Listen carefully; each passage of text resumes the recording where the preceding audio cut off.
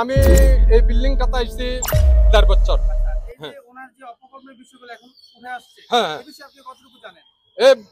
যেগুলো মনে করেন কর্ম করছে সবগুলো গ্যারান্টি 100 এনে কোনো একটা মিথ্যা নাই, কোনো একটা মিথ্যা নাই। মনে করেন মাদক হইতে লইয়ারে, গাঁজা হইতে লইয়ারে, মদ হইতে লইয়ারে, ফেন্সিডাল হইতে লইয়ারে সবগুলো বিক্রি করে। হ্যাঁ, একটু যাক গ্রামের মানুষ যদি প্রতিবাদ করে গ্রামের মানুষেরা মামলা দিয়ে দমে লাগছে। কাশিমপুরের মেম্বার চেয়ারম্যান সবগুলোর মামলা দিয়ে লাগছে। হ্যাঁ, কারণ কেন আমার কথাটা হচ্ছে কেন এই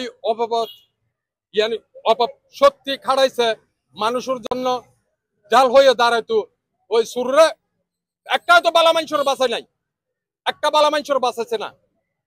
সবগুলো সুর সাট্টা বাদবাস লুচ্চ লাফাঙ্গা সবগুলো।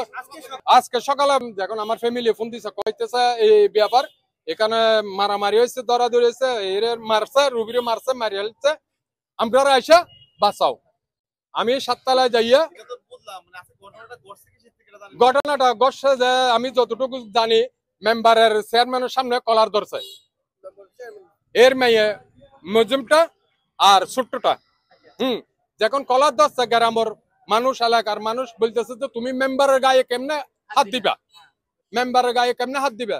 তো গ্রামের মানুষ তারার তাবাসওয়াত 2টা দিয়ে সরাই দিছে, হ্যাঁ ডিসমিস করে দিছে। এরপর রুবি আইসা বলতেছে যে আমার এখানে মারবার লাগে ওয়ার্ডার দিছে কে, এ করছে কে, সে করছে কে, আমার এইখান থেকে তুলে দিব কি, আমি অপরাধ করছি, এগুলো কথা বেড়ির। এখন গ্রামের মানুষ তো জানে, গ্রামের মানুষ যখন বলতেছে তোমরা মেম্বার চেয়ারম্যানের কেমনে এই ধমকি দিছ, হুমকি দিছ, সেই কারণে যাইয়া গ্রামের মানুষে কি ক্যাপ মানে কি এই ঘটনাটা হয়েছে।